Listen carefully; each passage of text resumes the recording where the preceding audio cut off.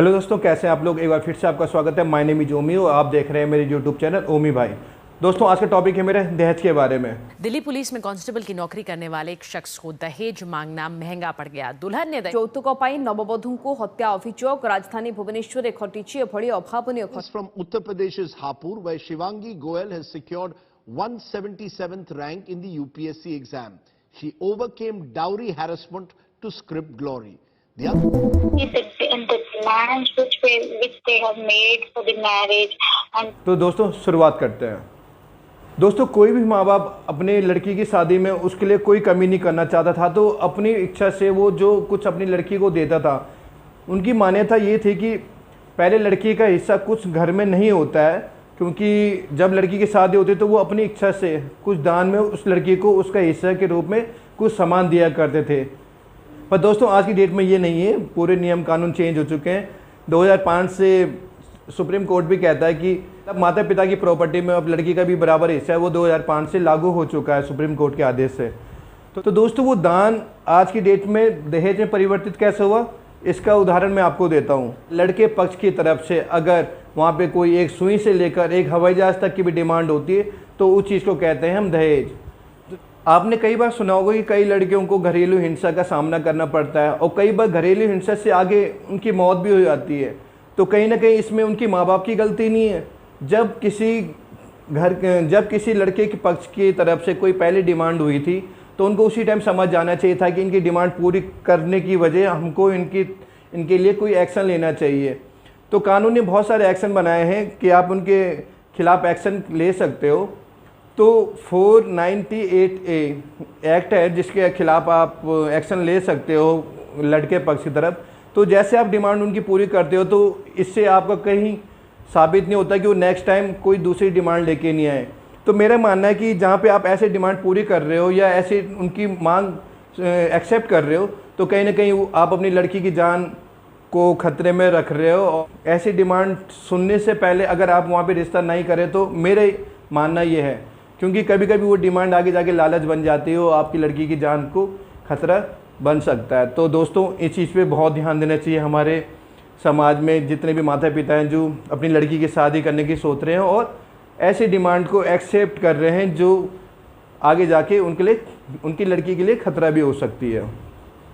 इस दहेज के कारण कई बार ऐसा देखने को मिल रहा है कि लोग लड़की को पैदा ही नहीं होने दे रहे हैं और उस राज्यों में ज़्यादा है जहाँ दहेज ज़्यादा है, क्योंकि कई लोग गरीब लोग ऐसा सोचते हैं कि यार हम बड़े होके इस लड़की को दहेज नहीं दे पाए या कुछ, मतलब कई ऐसी उनके माइंड में ऐसी नेगेटिविटी चलती है कि वो लड़की को पैदा ही नहीं होने दे रहे, जिसकी वजह से लड़कियों का रेशियो बहुत कम होते जा रहा है।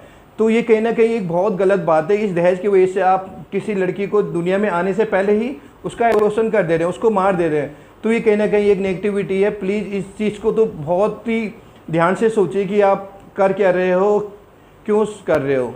दहेज लेना और देना कानूनी अपराध है। ये हमारे देश में 1960 ईस्वी से ही लागू हो चुका है। जिन राज्यों में दहेज ज़्यादा लिया जाता है तो उन राज्यों में देखा गया है कि महिलाओं की संख्या काफ़ी कम होती है। तो ये भी कहीं ना कहीं एक कारण है कि दहेज के कारण ही वहाँ पे लोग लड़कियों को जन्म नहीं देना चाहते हैं, तो जो कि बहुत गलत है। तो हमें कहीं ना कहीं दहेज की प्रथा को कहीं ना कहीं रोकना और कहीं ना कहीं समाप्त करना चाहिए। दोस्तों, होता क्या है कि हर लड़की का बाप अपनी लड़की के लिए एक अच्छे से अच्छा रिश्ता खोजने की पूरी कोशिश करता है कि उसको एक अच्छा वर मिले, और इसी कंपटीशन के चक्कर में क्या होता है कि कहीं ना कहीं उनकी डिमांड को उनको अपनी लड़की को कुछ ज़्यादा देना पड़ता है कि ताकि कोई दूसरा उनको अच्छे वर को ना ले जाए। तो एक अच्छे वर की तलाश में कहीं ना कहीं उनका ये दहेज देने का रूल जो बढ़ता रहता है और वो कहीं ना कहीं उनकी डिमांड पूरी करना चाहते हैं, जिससे ताकि वो चाहे कि हमारी लड़की को एक अच्छा लड़का मिले। तो कहीं ना कहीं ये भी एक कारण है दहेज प्रथा जिसमें बढ़ती जा रही है। दोस्तों, ग्रूमिंग प्राइज मतलब दूल्हे का प्राइज जो आजकल होता है ना कि दूल्हा क्या कर रहा है, लड़का क्या कर रहा है, तो कहीं ना कहीं ये दहेज प्रथा उस पर भी डिपेंड कर रही है।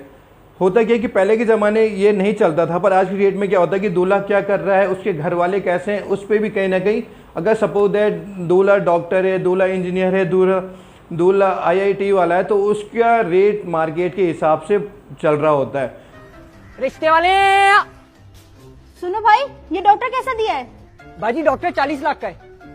जिसकी वजह से कहीं ना कहीं दहेज बढ़ता रहता है, दहेज की प्रथा बढ़ती रहती है और क्राइम भी बढ़ते हैं, और दहेज के जो लालची लोग होते हैं वो कहीं ना कहीं उस चीज़ का पूरा फ़ायदा उठाते हैं और अपने लड़के को मार्केट में बेचते हैं। ये चीज़ आपको आमतौर पर समाज में देखने को मिल जाती है। लड़की को ज़्यादा दहेज देना, कई माँ बाप की यह सोच भी हो जाती है कि हमारी लड़की वहाँ पे ज़्यादा खुश रहेगी और उसका ज़्यादा वहाँ पे प्रभाव रहेगा। तो ठीक है, 3 एम्बेसडर गाड़ी की डिक्कियों में सोना भर भर के लाई थी, सोर समेत वापस कर दो, मायके चली जाऊंगी। जो कि उनकी सोच कहीं ना कहीं बाद में जाके गलत साबित हो जाती है, जब वो वहाँ से डिमांड होनी स्टार्ट हो जाती है कि उनको कोई और दहेज भी चाहिए। तो ये भी बात कहीं गलत है कि इतना भी वो मत, उनको एग्री मत कर दीजिए कि आप उतना दे रहे हो कि उनका लालच कहीं ना कहीं स्टार्ट हो जाए। दोस्तों, आपको पता है इस दहेज की वजह से हिंदुस्तान में काफ़ी ऐसी लड़कियां होंगी जिनकी शादी नहीं हुई होगी। कई लड़कियां ऐसे हो सकती कि गरीबी की हालत में अपनी दहेज की डिमांड ना पूरी कर पा रहे हैं उनके घर वाले। तो कहीं ना कहीं एक दहेज प्रथा कई लड़कियों की लाइफ भी बर्बाद कर रही है, जिन लड़कियों की कभी शादी भी नहीं हो पाती है इस दहेज के कारण।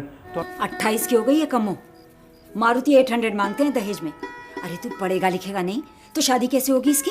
तो हमें कहीं ना कहीं दहेज को कम करना पड़ेगा और दहेज जैसी मानसिकता वाले लोगों की सोच बदलनी पड़ेगी।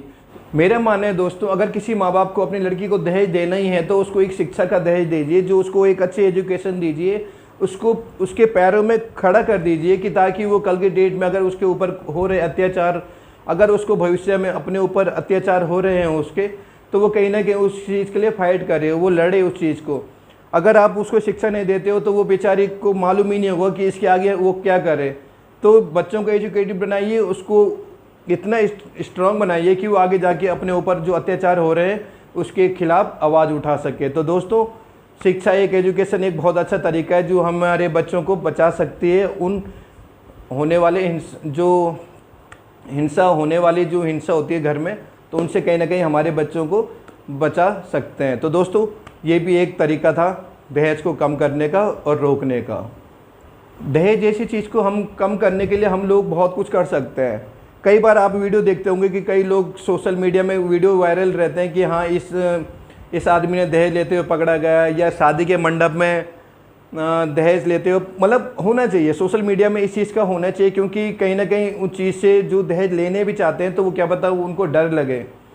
तो जागरूक होना बहुत ज़रूरी है और ऐसे मैसेजों को आप फैलाइए जितनी जगह फैला सकते हैं, ताकि जो दहेज लेते हैं उनको भी तो कहीं ना कहीं डर लगे कि यार ऐसा भी हो सकता है उनके साथ।